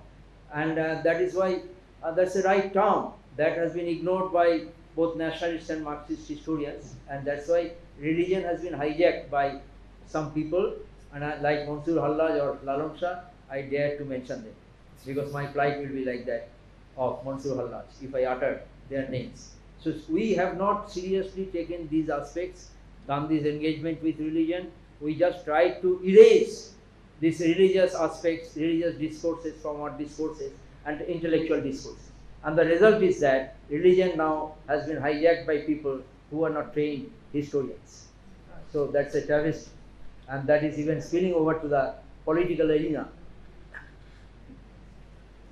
So I'm not a historian, and I have said that I am eclectic enough, and I have said that I am crossing boundaries, yes, or at least trying to do that. That is how I've got the courage to ask. This is a very simple question, and this comes from life.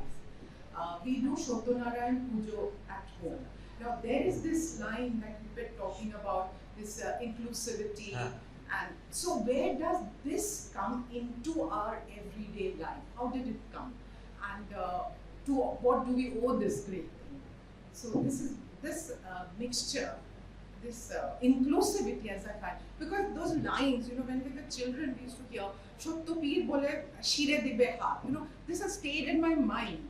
And so Shotto Narayan is such a Brahmanical thing. Yeah. And then you have the Peer coming in. How did this happen? Very good question, madam. For example, I have mentioned that in the medieval period, even a Brahmin Purohit will just try to demonstrate that he is capable of cherishing the couplets from Masnavi of Rumi, because that will elevate his status within the cultured community. Actually, this was the tradition, but I am afraid that this tradition is under assault nowadays in the 21st century. My father used to say, who hails from Eastern Bengal,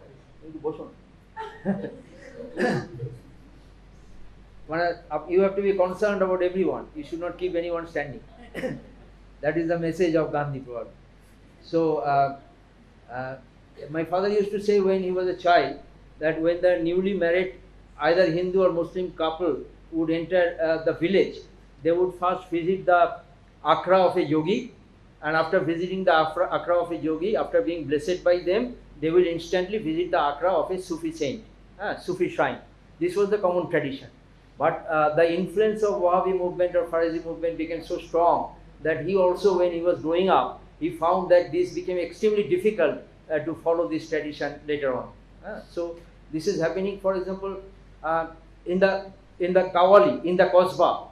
In the Qasbah, a very good question you have raised. I would suggest one book by one Alawi that was originally, it's a Safarnama, that's a travelogue written in Urdu, but now translated into English by late Professor Mushirul Hasan.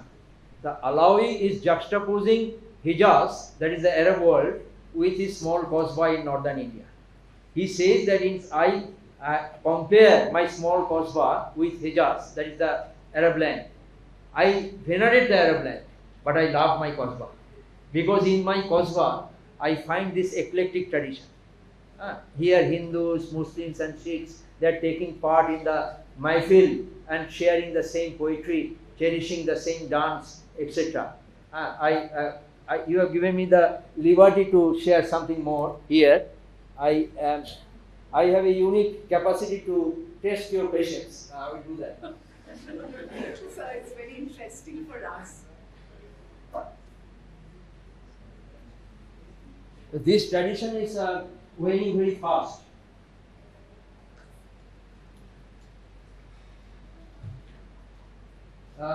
And actually this challenge to such tradition started in the 19th century. You may ask me why. I first give you the answer, but then I will do this sort of calligraphic thing.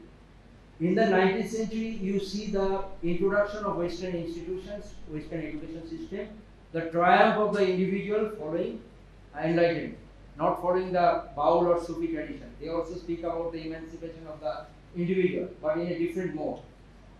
So that you will notice, number one, challenges of Western institutions, Western new education, etc. Second challenge was provided by religious revivalism, Islamic revivalism, Hindu revivalism. Even Rajbihari Ghosh probably, Rajnarayan Ghosh is saying Hindu Dharma Seshtota. Rajnarayan Ghosh, right. And delivering a lecture in the 1870s, Hindu Dharma Seshtota.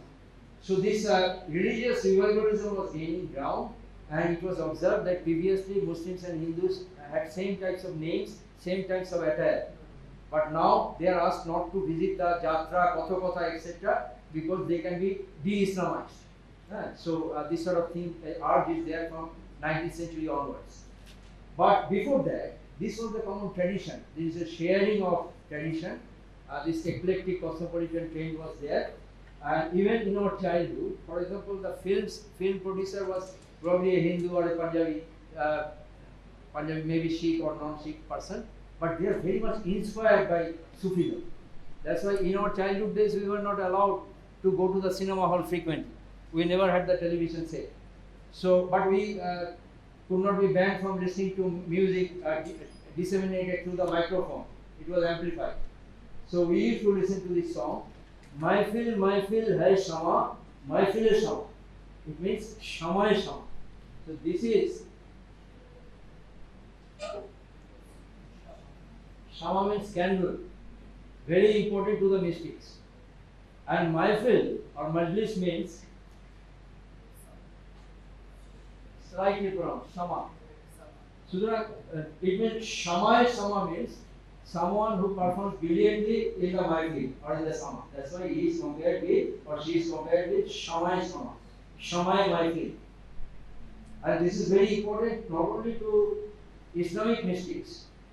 Like Chirag Dehlavi, Chirag means lamp, who used to illuminate Delhi, Sufi. When Lady Diana died, Elton John would sing, "You are like a candle in the wind." So candle, lamp, these are very important for the Sufis, for the mystics. Now, it's a dot-based thing. Nokta ki help se khuda juda ho jata hai. So now you become sleepy. So you will not put the dot in the proper place. Dot means nokta.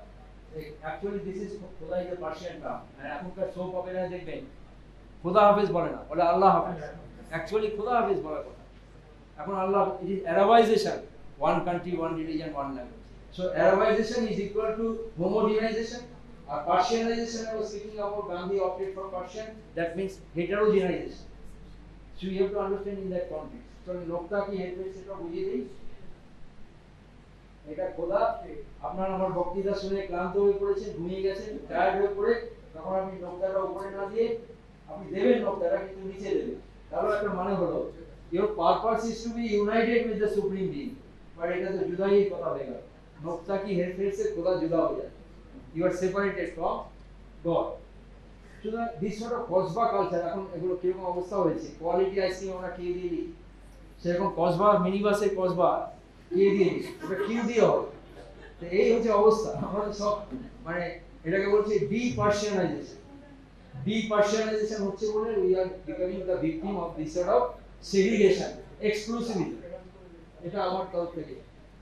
আমরা একটু কমিউনিটারিয়ান দিকে যাচ্ছি, গান্ধীর মতো এক্লেকটিক crossing বাউন্ডারিজের দিকে যাচ্ছি। ফলাফল এখন তো নওশের মানে আদিল এখন কেউ দেখবেন হিরো করছে না, শিখরাও করছে না, শিখরাও করছে না, হিন্দুরা তো করছে না, মুসলিমরাও করছে। Why should I pick up Naushir Wani Adi? He was a Parsi. He was a Zoroastrian. He was not a Muslim. I would not emulate him. Montesquieu is a problem. That's why I say that Darashika was conservative. And today you also find many conservative people. But conservatives of yesteryears are more progressive as compared with today's conservatives. So Mughal period was not medieval. Modern India is not modern.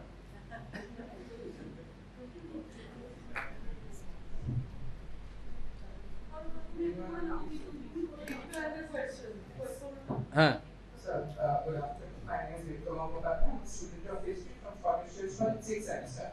So my question is, it's troubling me since a few days, and since the topic came up, you spoke about Arabization and you also spoke about Persianization. আপনি বললেন যখন Egypt গেছিলেন একটা জাহিলিয়ার concept যাই হোক Egyptian একজনের concept জাহিলিয়ার কনসেপ্টটা শুনেছেন এবং আপনি যদি বারেসা গিয়েও দেখেন ইন্ডিয়ান সাবকন্টিনেন্টের ভেতরেও এই একটা ব্যাপার আছে যে identity, নিজের pagan identity যাই হোক most of the alienation from their pagan roots. Iran এটা হলো না. So what is the reason why Iran stands as an exception in Islamic world? Quote unquote Islamic world. Alright. Very good one more point. Because we can see that during the Islamic period of Iran, we can see people like Shorab and Rustam are being done, but in the modern context, we don't see India. So that's what my question. Very good question. Very good question. Actually, in Iran, very good question you have asked. In the literary intellectual world, there is appreciation of Shahnama. Yes. Firdausi. And Firdausi is celebrating pre-Islamic heroes. Yes. Rabindranath Tagore, Saurabh Rustam, Rabindranath Tagore's celebration of pre-Islamic heroes. So in the intellectual world, that is okay. That is happening. That's how Persianization prevails. But what is happening in the religious world? Khomeini is very conservative. I mean, early senior Khomeini. He was very conservative, and there's a paradox. Khomeini was using irfan, that is the Sufi style of writing, because Khomeini found that this is the most effective way to communicate with the masses. Right. But he is persecuting the Sufis because he is considering Sufis recalcitrant elements, seditious elements. They pose a challenge to his authority, just like Aurangzeb executed Samar, and Samar became Shohid Samar. In the religious field, this Arabization is occurring. But in the literary intellectual field, at some pockets, Persianization is prevailing. So it's a very peculiar situation you notice in Iran. That's why you will find, if you I am an Iranian friend, you will say that no, you will not find that Sufism is flourishing. But there are not many popular Sufi mazars. There are more mazars here. There are more Sufi manuscripts in India than in Iran now. Iranian researchers are saying that if you combine the libraries of Asiatic Society, Duvar section of National Library, Rampur Reza Library, etc., you will find more Persian manuscripts dedicated to the Sufis in India than in Iran. So, in the religious arena, a sort of Arabization is happening. Though Iranians are very proud of their language, but in the religious field or religious arena, they are following this homogenization. But this is not the Arab brand of homogenization, this is a very Shia brand of homogenization. That you would have observed in 18th century Awad when they were celebrating Muharram following the Iranian style. Sir, but what about the Arab intellectual world? How are they responding? Like, I'm not just making the story very simple. It's a very complex world. I have mentioned that Aligarh did not speak in one voice. Similarly, the Sunni world is not speaking in one voice. For example, I will give you a simple example. I'm just on 7th, I'm going to Bangladesh. I've been asked to speak on Sufism. Not only that, I've been asked to visit the Sufi shrines in the periphery also, like in Chittagong, etc. They are facing a challenge from these self-styled custodians of Arabization. So there are voices speaking in favor of cosmopolitanism, otherwise they would not have invited me to speak on these sort of things. They say if you speak on that, they don't listen to us, but if you speak on that as well, they will understand that many people, not necessarily their position is conditioned by their so-called affiliation, etc. There's a sort of multipolar cosmopolitan world. All are speaking in favor of Sufi tradition, Sufi culture, cosmopolitanism. Persianization means heterogeneization, etc. So they are trying to intellectually, theoretically strengthen their position, as opposed to the challenges they are facing from the self-styled custodians of hegemonic orthodoxy. For example, if you go to the Dhaka Supreme Court, you will find in the main entrance of the Supreme Court there was a Greek goddess who dispensed justice. I forgot the name. You may political scientists may be able to illuminate me. That was taken into the background because they considered that to be pagan. Even the freedom fighters who fought against the Pak regime, their statues are not to be erected along the highway connecting the airport with the main part of the city, epicenter of the city. Even I visited Chattogram University, and they say that it was extremely challenging to fix a statue of Sukhdev because erecting the statue of Sukhdev was considered to be an idolatrous act. So the progressive people are fighting the self-styled custodians of hegemonic orthodoxy by fixing the statue of Sukhdev, by just trying to promote Lalon Shah. In fact, Lalon Shah was very much institutionalized. Just like you read Saint Francis of Assisi, another mystic from the Christian world, he did not prescribe the erection of a mausoleum, huge, gorgeous mausoleum after his death, but that was erected. So Davis is writing, you might remember, that Francis of Assisi might have turned in his grave seeing the erection of a mausoleum. Right? So that Lalon is being institutionalized. Lalon is being projected as a Sufi. There is no problem in being projected as a Sufi, but there are different types of Sufis. There are some types of Sufis who are very institutionalized. You cannot draw a demarcating line between certain Sufi practices and orthodoxy. For example, Dhaka International Airport is Shahjahan International Airport. You will be elected to see that he is a Sufi saint. But which sort of a Sufi? He is a Suravati. Suravati is strongly opposed to music and dance. So they are not the Chistis. Vowels will trace their origin from the Chistis. So you have to understand emphasis on certain Sufi saints on the context of those who are sponsoring that particular type of saint. You get my point? I think one last question. That's a Persian proverb. Ilm be bahas bekarast. Knowledge without discussion is useless. So thanks that you are asking questions. Good afternoon, sir. I'm Kriti Singh from the 4th semester History Department. Well, I have a very plain question. According to historian Bipin Chandra, although he acknowledges Gandhi's influence on India's freedom struggle, but he at the same time equally criticizes his ideas of Ramarajya as being impractical, idealistic, and could be even utopian. So, what is your stand on this? Very good question, but I have already given the answer. I have said that the nationalist and Marxist historians did not want this. Actually, I should have discussed that. I did not have the time. Actually, this emphasis in Indian historiography on theological discourses gained currency only from the late 1990s and particularly from early 21st century. I can mention some things. You will find that such books or pamphlets in the Asiatic Society counter, that how Asiatic Society later on promoted these theological discourses in Indian history. But nationalist and Marxist historians have said that there should not be any space for this sort of discourses. Look at Sweden. Sweden's population is even less than Kolkata, but you will find at least 24 institutions thoroughly dedicated to the study of comparative theology.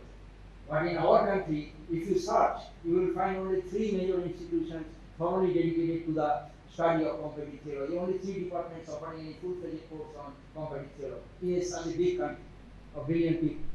So this is the problem. That's why religion could be hijacked by people who should not have been given the opportunity to hijack religion. We have given them the opportunity. And they even try to project Ramesh Chandra Majumdar as a Hindu chauvinist. I object. I teach Ramesh Chandra Majumdar. I said no, he is not a communal historian. Since you denounce Ramesh Chandra as a communal historian, he has been easily hijacked by the right forces. Actually, I give references like that.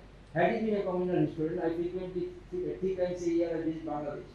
If you enter into the history department of Dhaka University, you will find that the first name inscribed in the entrance is Ramesh Chandra Majumdar, the first dean and the first Indian or South Asian vice chancellor. Had he been a communal historian, he would not have been celebrated like that. And in the mid-1990s, his chair was preserved. No one was allowed to sit on that chair. He was respected so much. And in their course, they are writing books on historiography they are dedicating 60 or 70 pages to Ramarajya, celebrating him as a pioneer objective history. Had he been a communal historian, he would not have done that. He risked his life to save a Muslim scholar and escorted him to the house of Shahidullah, great scholar, during the communal riots, because his driver refused to escort him. Ramarajya said, I will save the life of that Muslim scholar who is visiting Shahidullah, my friend. So had he been a communal historian, he would not have dared to do this sort of an act during communal riot. We have done that. We have just marginalized Ramarajya. Yes, he is writing books like that. The Hindu colonization in the Far East. But this Hinduism is different from Hinduism. This Hinduism is representing India, not any sectarian religion.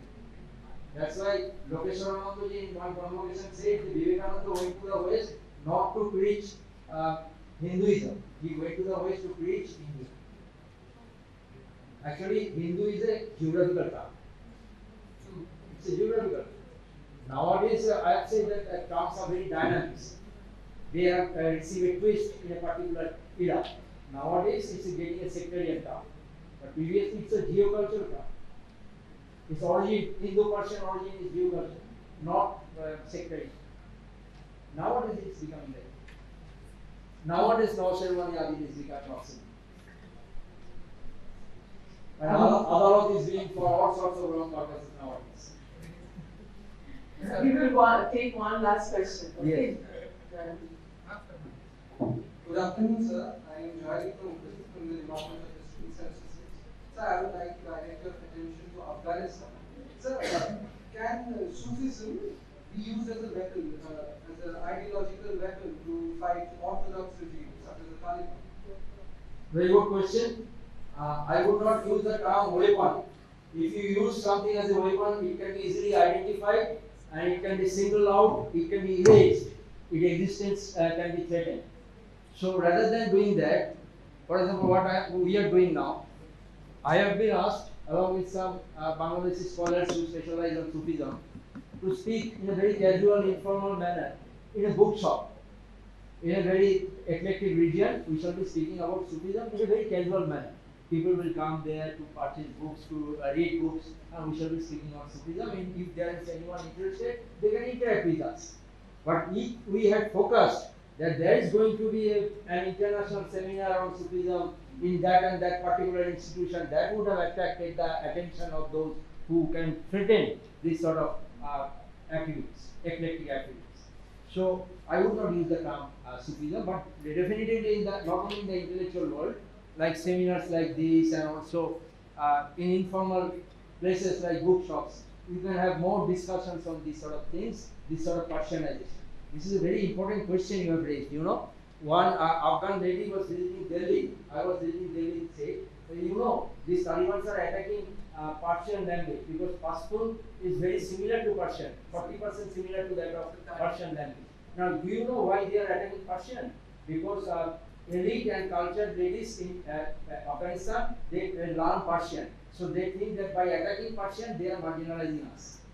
So there's a gender dimension associated with this sort of activity. That's why I'm saying that don't use them as weapons, just in a very casual manner, but there should be multiplicity of these sort of occasions to promote this sort of views, to disseminate this sort of views, particularly among the young population. Otherwise, even the next generation can be brainwashed. Hero Rajar desher moto brainwashed হয়ে যায়। কিন্তু সেটা যাতে না হয়, we have a responsibility. কারণ James Joyce বলছেন যে learning which is bereft of social implications can degenerate into sterile intellectual exercise. So we should not allow this sort of an exercise to be sterile intellectual exercise. It should be meaningful for the larger society. It's our responsibility. Thank you, sir. Thank you so much. I think he deserves a round of applause.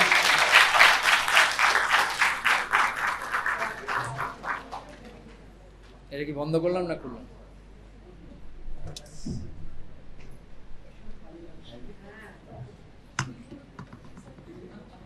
Last but not the least,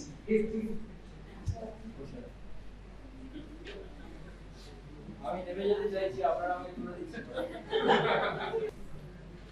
Before I hand over the mic to the leader of the SCC Peace Studies Cell for the vote of thanks, we have two very special gifts to give away. First, from the Department of Philosophy, they would like to acknowledge a very, very special student of theirs who have scored 94 in semester 3 exams. So, stop right, can you please come forward? The Department of Philosophy would like to acknowledge your efforts as a student of GE and accomplishments. Principal Ma'am will hand over a very small token of appreciation.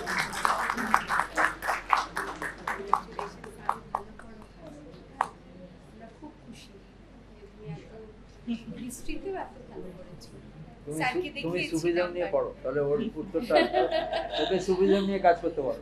ঠিক আছে, চেষ্টা করো। Also is a student of the Department of History and Philosophy সাথে সাথে ইতিহাসে খুব ভালো করে। হিস্ট্রি নাম্বারগুলো তুই বলে দাও। দুটো পেপারে 70, একটা পেপারে 80, আরেকটাতে 71। আরেকটা 71। খুব ভালো রেজাল্ট করেছে এসিপি এবং Another token of appreciation and request, Principal Majesty, is again a small, again a gift of appreciation to Ambari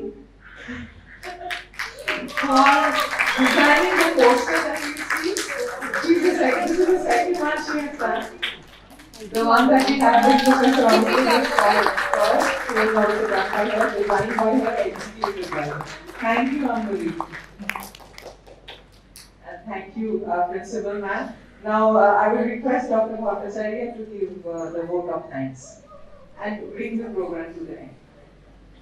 I would like to start the vote of thanks with Narsi Mehta's 15th century poem, much favored by Gandhi, Vaishnava Janato Tene Kahiye Je Peer Paraye Jane De. So let us all strive to become Vaishnava Jan, not in the strict sense of the term, but Gandhian Vaishnava Jan. So I would take this opportunity to thank our speaker, Dr. Dey. Sir, you have, as I said, you have become part of the Scottish family, and every time we tell you, you graciously accept our invitation, and you're a great inspiration to the students. So a big round of applause for sir. I would like to extend our thanks to our principal, Dr. Madhu Mandal. She's always encouraging us to organize such program. Our vice principal, Dr. Supratim Das, our bursar, Dr. Rajushri Ghosh, our senator secretary, Dr. Pitisha Sinha, our IQC coordinator, Dr. Chamrat Bhattacharya, our teachers council secretary, Dr. Irani Kaur, and also all our colleagues like Smita Di, Kaveri Di, who have come and has participated in this talk, and to all other colleagues, and definitely to our students from this college, the 3 departments, and also some students from some other institutions I can see. I would like to extend thanks to the 3 departments. One is part where one of the department, I am part of the department, so it is like former student also. Okay, former students also, yeah.